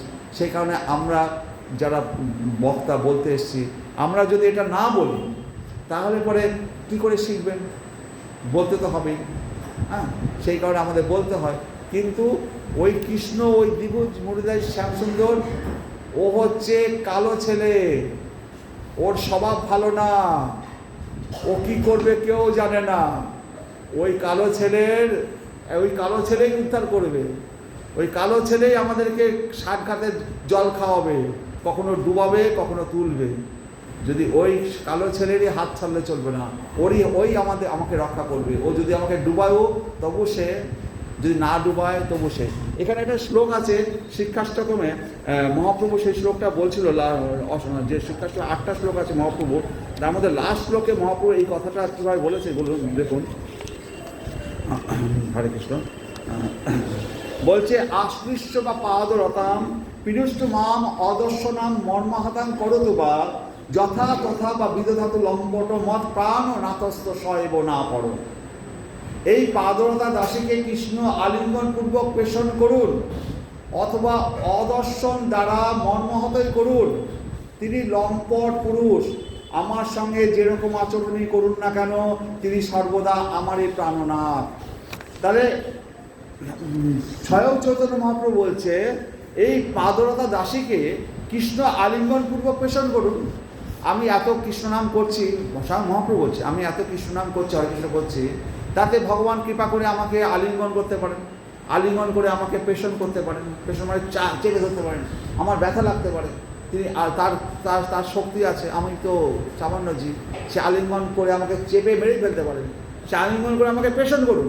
অথবা আমাকে সারা জীবন আমি ভগবানকে ডাকছি, আমাকে অদর্শন, আমাকে দর্শনই দিল না, সারা জীবন ধরে ডাকছি, আমাকে মন্দির থেকে বলেছিল হরে কৃষ্ণ নাম জপ করতে, সারা জীবন দর্শন জপ করে গেলাম, এখনও পর্যন্ত আমি কোনো দর্শন পেলাম না, কিছু কৃপা পেলাম না। তো মহাপ্রভু বলছি সারা জীবনকে আমি অদর্শন দ্বারা আমাকে মর্মাহতই করুন, কারণ তিনি লম্পট পুরুষ। লম্পট পুরুষ কাকে বলে? যার কোটি কোটি গোপী, যে কোটি কোটি গোপী নিয়ে ঘর সংসার করে সে তো লম্পট পুরুষ।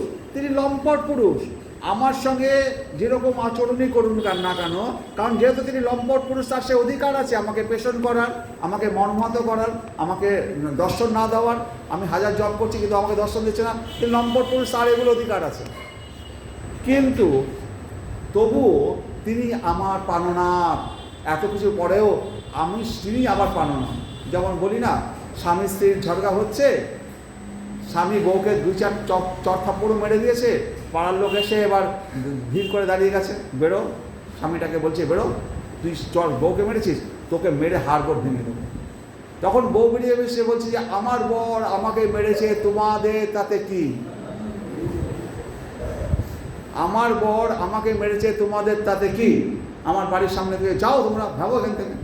পাড়ার লোক বলো, যাস বাবা, যার বিপদে আসলাম সেই আমাদেরকে যা তা বলে তাড়াচ্ছে।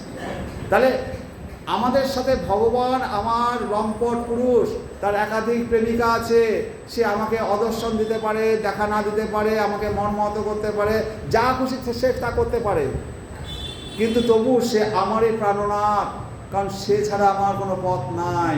সেই একমাত্র মুকুন্দ, আমাকে শেষ সময়ে সেই আমার হাত ধরে নিয়ে যাবে।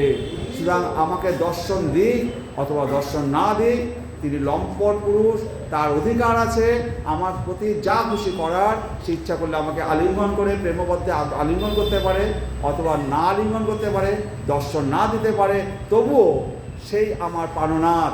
এই যে ভগবানের প্রতি দৃঢ় ভালোবাসা, দৃঢ় প্রেম, এইটাই হচ্ছে ভগবত ভক্তি। এই জায়গাটা থেকে আমাদের নড়লে চলবে না, সরলে চলবে না। রাধারানীর কি প্রেম!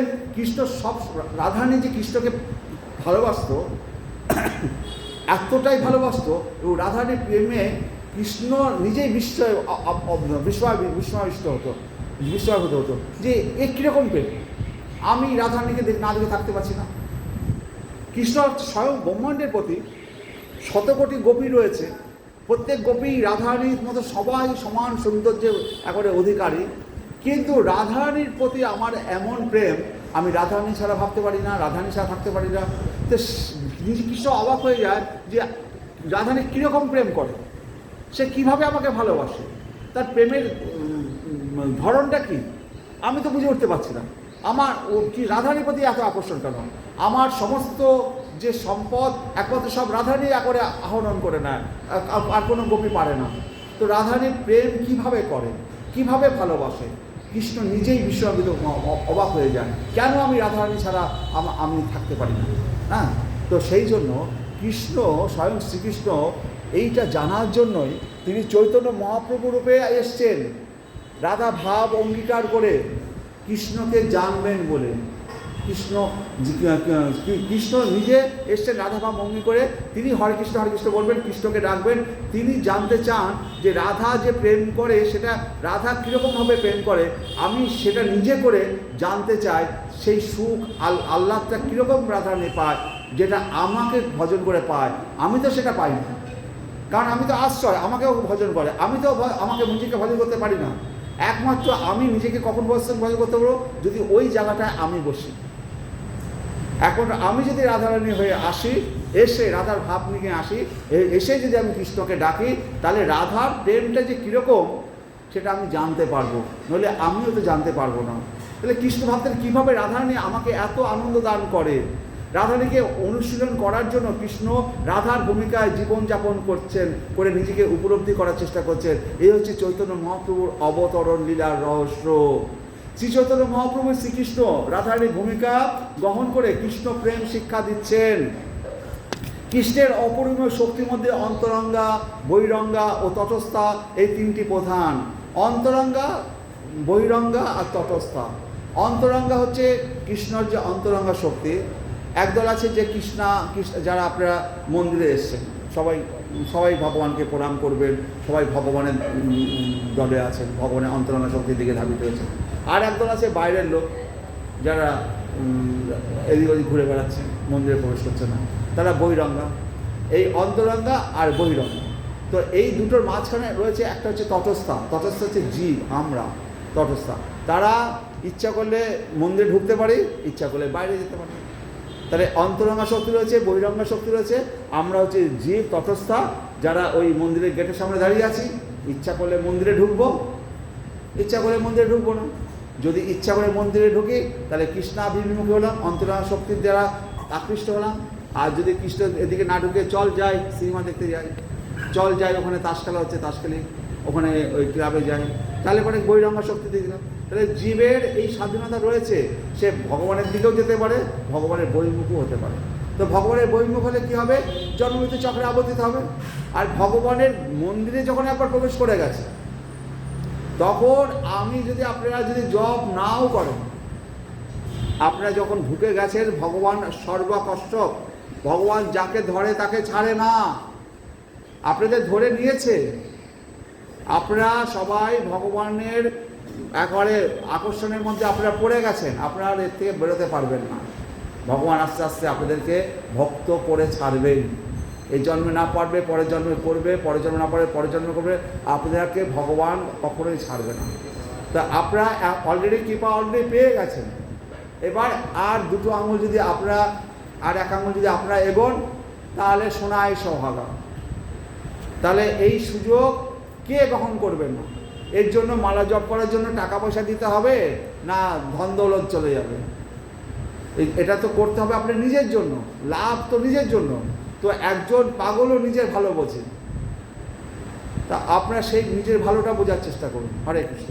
এই মালা জপ করার জন্য কাউকে পয়সা দিতে হবে না, আপনার ঘর বাড়ি বিক্রি করতে হবে না। কিন্তু আমরা কি চাই, যে আপনারা সকলেই উদ্ধার পান। হরে কৃষ্ণ। সকলেই উদ্ধার পান। একজন বাস ড্রাইভার আর একজন গুরুদেব বৈকুণ্ঠে গিয়ে দাঁড়িয়ে আছে লাইনে। তো এবার গুরুদেব ভাবছে যে আমাকে এবার ডাকবে। এবার অ্যানাউন্স হচ্ছে, বাস ড্রাইভার অমুক ঝা কোথায় আছে, তাকে আগে পাঠাও। এবার গুরুদেব বলছে, কী ব্যাপার, আমি এত লোককে প্রচার করে বেড়াই, এত দীক্ষা করে বেড়াই, এত কিছু করে বেড়াই, আর আমাকে না ডেকে এক বাস ড্রাইভার, কালো ভূতের মতো দেখতে, হ্যাঁ, বিড়ি সিগারেট খায়, ওকে কিনা আগে ডাকছে। তো ও তখন জিজ্ঞাসা করছে, আচ্ছা আপনাদের কাছে এখানে নিয়মটা কী গো? ও একটা বাস ড্রাইভার, মূর্খ, ওকে আপনারা আগে ডাকছেন? বলে আগে ডাকবো না, ও এমন ড্রাফ ড্রাইভিং করে এখান থেকে হাওড়া পর্যন্ত, ওর গাছে যারা ওঠে তারা সবসময় কৃষ্ণ কৃষ্ণ হরে কৃষ্ণ কৃষ্ণ কৃষ্ণ, এই মধ্যে জীবন চলে গেল, এই মধ্যে অ্যাক্সিডেন্ট করে দিল। ও যেভাবে হরে কৃষ্ণ নাম করায় লোকদের, আপনি গুরু হয়ে তা করতে পারেন। তো মেন কথা হচ্ছে হরে কৃষ্ণ নাম করাতে হবে। আমি তো বাস চালাচ্ছি না, তো আমার অবস্থাটা এরকম অবস্থা। ওই বাস ড্রাইভার পারবে আপনাদেরকে ঠিক নিয়ে যেতে, যখন দেখবে এই যান চলে যাবে, বলে এই গেল গেল গেল। নৌকাটা যখন আপনারা কখনো কখনো যদি নৌকায় চলেন না, তখনও যখন ঝড় বৃষ্টি আসে, তখন নৌকা যখন টলমলো করে তখন কীরকম হরে কৃষ্ণ নাম করে দেখবেন। হ্যাঁ, যত নৌকার লোক আছে সব হরে কৃষ্ণ কৃষ্ণ হরে হরে হরে আমার, এই বোধের জীবন চলে যাবে, এই বোধের নৌকা ডুবে যাবে। আমি এরকম নৌকায় উঠেছি, জানি। হ্যাঁ, সবাই পুরো কান্না শুরু করে দিয়েছে, হ্যাঁ এই বোধের জীবন চলে যাবে। তো এইরকম অবস্থায় পড়েননি আপনারা, এরকম অবস্থায় পড়লে পরে হরে কৃষ্ণ করতে পারবেন। যখন দেখবে যে কাল সকালে আবার জীবনটা চলে যাবে, যমদূত এসে দাঁড়িয়ে আছে, বাড়ির সামনে ঘোরাঘুরি করছে, বুঝতে পেরেছেন এবার কালকে আসবে। হ্যাঁ, তখন আরে হরে কৃষ্ণ কৃষ্ণ হরে হরে রাম হরে রাম রাম রাম হরে হরে, যাতে যমদূত না আসে, আমাদের ভগবান যাতে আসে, যা পাপ করেছি এখন আমি আমাদের হরে কৃষ্ণ করি। তা এইরকম বিপদ না আসলে পরে কেউ হরে কৃষ্ণ জপ করতে পারে না। হরে কৃষ্ণ। তো কৃষ্ণের অপরিম শক্তির মধ্যে আমরা কী বললাম, অন্তরঙ্গা, বহিরঙ্গা, তটস্থ শক্তি। অন্তরঙ্গা শক্তি আবার তিনটি, সম্বিত, আহ্লাদিনী আর সন্ধিনী। এই আহ্লাদিনী শক্তি হচ্ছে ভগবানের আনন্দদায়িনী শক্তি। নিখিল জীবকুলের এই আনন্দান্বেষী শক্তি রয়েছে বেদনা, কেননা সকল জীবই এই আনন্দ লাভে সচেষ্ট। এই আনন্দ আহ্লাদিনী শক্তি কার আছে? রাধারানীর মধ্যে আছে। তো আমরা সেই রাধারানীর থেকে এসেছি, সেই কারণে সকল জীবের মধ্যে এই আনন্দ, এই আহ্লাদিনী শক্তি রয়েছে, যে কারণে আমরা সকলেই আনন্দ খুঁজে বেড়াচ্ছি। কীভাবে আনন্দ পাবো? ভালো মন্দ খেয়ে আনন্দ পাচ্ছি, নাহলে ভালো কথা শুনে আনন্দ পাচ্ছি, না হলে ভালো গাড়িতে চড়ে আনন্দ পাচ্ছি। সবসময় আনন্দ চাই, ভালো বিছানা চাই, ভালো খাট চাই, ভালো ব্যবহার চাই। তো সবসময় আমরা আনন্দের অন্বেষণ করছি। আরে আসল আনন্দ তো শ্রীকৃষ্ণ। বাকি সব যেগুলো আনন্দ রয়েছে সেই আনন্দের মধ্যে এক একটা সব বিষ মিশানো আছে। আপনি বেশি পালঙ্কে শোবেন, ঘাড়ে ব্যথা হবে, দুদিন বাদে রোগ হবে, অসুখ বিসুখ হবে। বেশি আরাম করবেন, রোগ অসুখ বিসুখ আসবে। তো আসল আনন্দ শ্রীকৃষ্ণের মধ্যে রয়েছে। হরে কৃষ্ণ কৃষ্ণ কৃষ্ণ হরে হরে, হরে রাম রাম রাম হরে। তা করুন, ভগবানকে সেবা পূজায় যুক্ত করুন, তাহলে পরে আনন্দ পাবেন। বাকি যত সব আনন্দ রয়েছে ওগুলো সব নিরানন্দ। আমি বলেছিলাম আনন্দটা কাকে বলে, সুখ কাকে বলে। সুখটা হচ্ছে কি, কাকে বলে, মানে যখন আপনাকে জলের মধ্যে ঘাড় ধরে জলের মধ্যে ডুবিয়ে দিয়েছেন, নিঃশ্বাস নিতে পারছেন না, এবার যেই তুলে দিল জল থেকে আর নিঃশ্বাস নিলেন, আমি কত আরাম পেলাম, হ্যাঁ উপরে উঠেছি, আরাম পেলাম। ঠিক সেরকম আমরা এখানে সবসময় এটা দুঃখালয়ম, আমরা জলের মধ্যে ডুবে আছি। কখনো একটু ভালো মার্সিডিজ গাড়িতে চড়ছি, আমার কত সুখে আছি। হ্যাঁ, আমি একটা ভালো শাড়ি পরেছি, একটা বিরাট দামি সোনার গয়না পরেছি, আমাকে থাকে। এগুলো হচ্ছে ওই ক্ষণিক আনন্দ, ক্ষণিক সুখ। আমরা সবসময় দুঃখালয়ে ডুবে আছি। ওই ক্ষণিক সুখের জন্য কেউ কোনো বড়লোক মার্সিডিজ গাড়ি করে বড়লোকের বউ যাচ্ছে, আপনারা দেখছেন, ভাবছে ও কত সুখে আছে। আসলে ও যে দুঃখে আছে ও জানে না। আমরা ভাবছি আমার থেকে ও বেশি সুখে আছে। আমরা কেউ সুখে নেই, আমরা কেউ সুখে নেই। সুখে সেই আছে যে কৃষ্ণ নাম করতে পারবে, যে কৃষ্ণ নাম করতে পারবে, কৃষ্ণকে প্রণাম করতে পারবে, সে সুখে আছে। বাকিটা সব কিছু হচ্ছে দুঃখালয়ম। হরে কৃষ্ণ। তাহলে পরে কৃষ্ণের অন্তরঙ্গা প্রকৃতিগত আহ্লাদের শক্তি সবচেয়ে দুরূহ বিষয়বস্তু। কৃষ্ণ স্বরূপ জ্ঞান উপলব্ধি না হলে ওই আহ্লাদের শক্তিকে জানা দুঃসাধ্য। তাহলে এই আহ্লাদনী শক্তিকে জানা অত সহজ নয়। রাধারানী কৃষ্ণ থেকে ভিন্ন নয়, রাধারানীও কৃষ্ণতত্ত্ব, কেননা শক্তি ও শক্তিমান অভিন্ন। শক্তির অভাবে শক্তিমানের কোনো অর্থ হয় না, আবার শক্তিমানের অভাবে শক্তিও অর্থহীন। ঠিক সেই রকম রাধাকে বাদ দিয়ে কৃষ্ণের অস্তিত্বের কোনো অর্থ হয় না, আবার কৃষ্ণের অভাবে রাধারও অস্তিত্ব অর্থহীন। এই জন্য বৈষ্ণব তত্ত্বদর্শনে পরমেশ্বর ভগবানের অন্তরঙ্গা আহ্লাদিনী শক্তিকে প্রথমে প্রণতি জ্ঞাপন করা হয় এবং তার উপাসনা করা হয়। এইভাবে ভগবান ও তার শক্তিকে প্রতিনিয়ত রাধা কৃষ্ণ বলে উল্লেখ করা হয়। কৃষ্ণ রাধা বলা হয় না, রাধা কৃষ্ণ। তাহলে রাধা এবং কৃষ্ণ, রাধা কৃষ্ণ ছাড়া রাধার যেমন অবস্থান নেই, এবং রাধারানী ছাড়া কৃষ্ণেরও অবস্থান করে না, যে কারণে আমাদের রাধা কৃষ্ণের যুগল মূর্তি। আর দক্ষিণ ভারতের যে মূর্তিগুলো আছে, আদিকে সব যে সমস্ত মূর্তিগুলো আছে, সেখানে সব বিষ্ণু মূর্তি রয়েছে, সেখানে সব ভগবান শ্রীকৃষ্ণ আছে, তার পাশে কোনো রাধারানী নেই। তো আমরা মানে পূর্ণ, রাধা ছাড়া কৃষ্ণ হচ্ছে পূর্ণ নয়, আর কৃষ্ণ ছাড়া রাধাও পূর্ণ হয় না।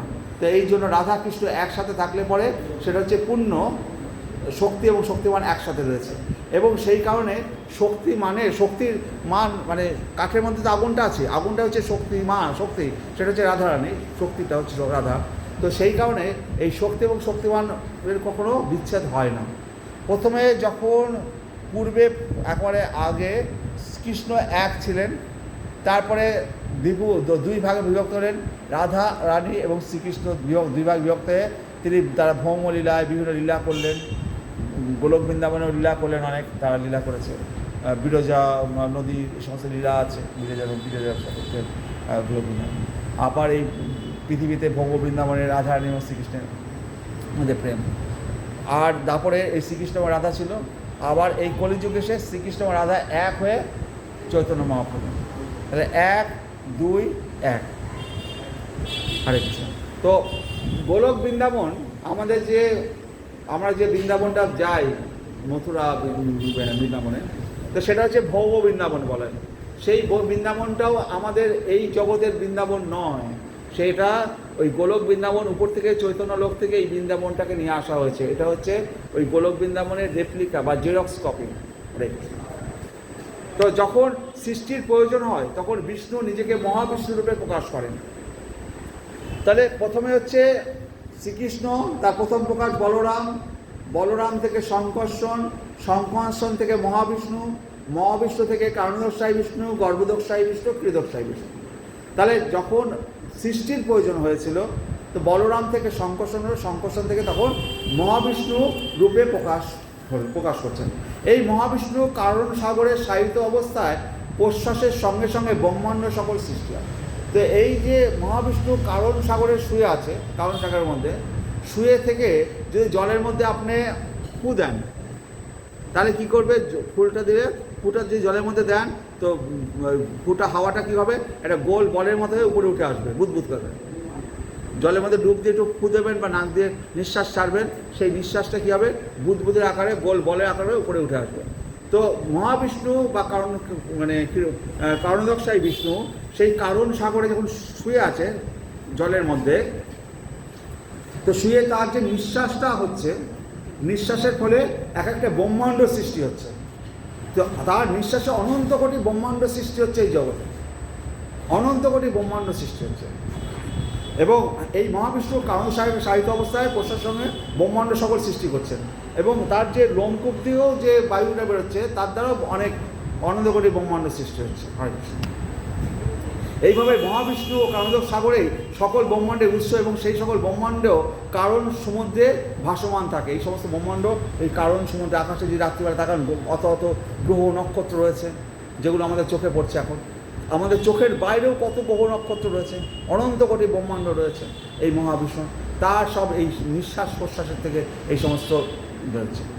তার একটা নিঃশ্বাস এবং একটা যে নিঃশ্বাস এই যে ছাড়লাম, এইটুক সময় একটা ব্রহ্মার জন্ম মৃত্যুর কাল।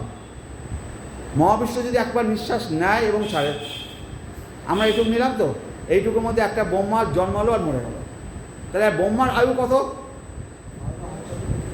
ব্রহ্মার আয়ু হচ্ছে, আমরা এই কলিযুগ 4,32,000 বছর, এর ডবল হচ্ছে 8,64,000 হচ্ছে দাপর, তার সাথে 4,32,000 বা 13,00,000 সামথিং হচ্ছে আপনার ত্রেতা, না, তারপরে 4,32,000 17,00,000 সামথিং হচ্ছে সত্য, ত্রেতা, দাপর করে মোট 43,20,000 বছর এই চতুর্যুগ যুগ করলে। এই চতুর্যুগ সত্য, ত্রেতা, দাপর করি, এই চতুর্যুগ যদি একসাথে করি 43,20,000 বছর।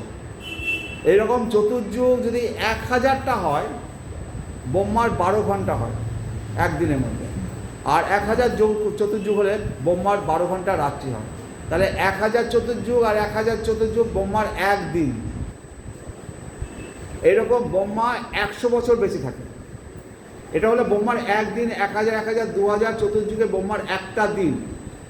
আর ব্রহ্মা বাঁচে কতদিন? 100 বছর। তো একদিন করে করে 365 দিনে 1 বছর হবে, এরকম 100 বছর ব্রহ্মা বাঁচবে।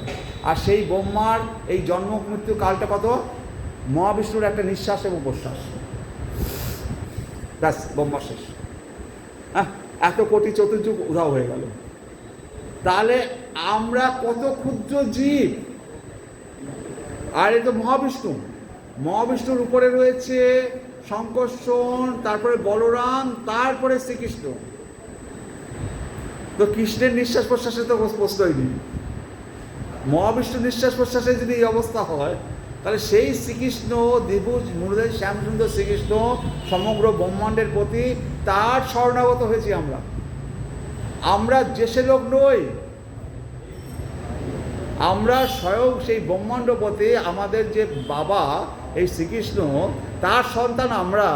আমাদের বাবা যদি সমগ্র ব্রহ্মাণ্ডের স্বামী হন, তার সন্তান আমরা, তাহলে আমরা কি ভিখারি নাকি? যে হ্যাঁ, আমরা কি ভিখারি? আমরা তার সন্তান। আমার বাবা যদি এরকম সমগ্র ব্রহ্মাণ্ডের পতি হয়, হ্যাঁ, সমগ্র ব্রহ্মাণ্ডের মালিক হয়, তার সন্তান আমরা কি ভিখারি? আমরা শুধু এইটুকুর জন্য ভিখারি যে আমরা পাগল সন্তান, আমরা তাকে জানার চেষ্টা করিনি। আমরা হচ্ছে পাগল সন্তান। বাবার সন্তান অনেক হয়, যদি পাগল হয় ছেলেটা, তাকে কি বাবার রাজ্য দিতে পারে? দিতে পারে না। তো আমরা ভগবানের এই সম্পত্তিটা ভোগ করতে গেলে যে যোগ্যতা থাকা চাই, সেই যোগ্যতা আমাদের নেই। সে তো পুরো সমগ্র ব্রহ্মাণ্ড রাজপ্রাসাদ চেয়ে আমাদের জন্য ছড়িয়ে দিয়ে রেখে গেছে। তোমরা যোগ্য হও, সিংহাসনে বসো, এসব সম্পত্তি তোমাদের। তোমরা শুধু হরে কৃষ্ণ নাম করো, আমাকে ডাকো, বাবার যোগ্য সন্তান হও, আর এই সমস্ত কিছু তোমার। সমস্ত কিছু ভগবান আমাদের জন্য একবারে, মানে তিনি তো আমাদের পিতা, রেখে দিয়েছে। কারা কারা ভোগ করতে পারছে? হ্যাঁ, যারা যারা তার বড় ভক্ত হয়েছে, হ্যাঁ, শ্রীবাস, হ্যাঁ, তারপরে হচ্ছে হরিদাস ঠাকুর, হ্যাঁ, এরা যারা ভগবানের ভক্ত হতে পেরেছে, হ্যাঁ, যারা ভক্ত হয়েছে, আরও আছে যারা রামানুচার্য, মধ্যাচার্য, ঈশ্বরপুরী, হ্যাঁ, এই সমস্ত যারা, ওরা তো মানুষই, কিন্তু তারা ভগবানের ভক্ত হয়েছে, তাই তারা সেই যোগ্যতার সিংহাসনে বসতে পেরেছে। আজকে এখানে শেষ করে দিই নাকি? হরে কৃষ্ণ। কারণ কি এত কোটি কোটির কথা বললে পরে মাথাটা খারাপ হয়ে যাবে। কিন্তু আজকে ভাববেন যে আমরা কেউই ভগবানের সন্তান, আমাদেরকে মালা জপ করতে হবে, আমাদেরকে নিজেদের ভালোর জন্য। তো সেই কারণে আপনাদেরকে আস্তে আস্তে, আর ভগবানের কৃপা ছাড়া আপনারা করতে পারবেন না, এ কথাও সত্যি, কিন্তু ভগবানের কৃপাও চাই, নিজের উদ্যোগটাও থাকা চাই। এই দুটো জিনিস একসাথে হলেই ভগবানকে পাওয়া যাবে। হরে কৃষ্ণ কৃষ্ণ কৃষ্ণ হরে হরে, হরে রাম রাম রাম হরে হরে। জয় শ্রীকৃষ্ণ চৈতন্য প্রভু। হ্যাঁ হ্যাঁ, হরিনাম করুন। আসুন আসুন আসুন, নিশ্চয়ই। এই হরিনাম করবেন, একটু আপনারা বলবেন, হরিনাম করুন। যতক্ষণ না হলে প্রসাদ দেবেন না হরিনাম না করলে। না না না, ও দাদারা ভালো করে। আসুন আসুন দাদারা আসুন, ওরা ঢাক জল পিটিয়ে যায়।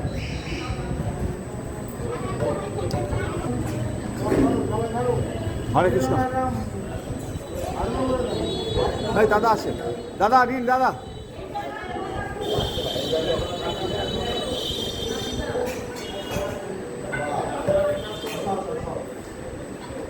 কোথায় গেল?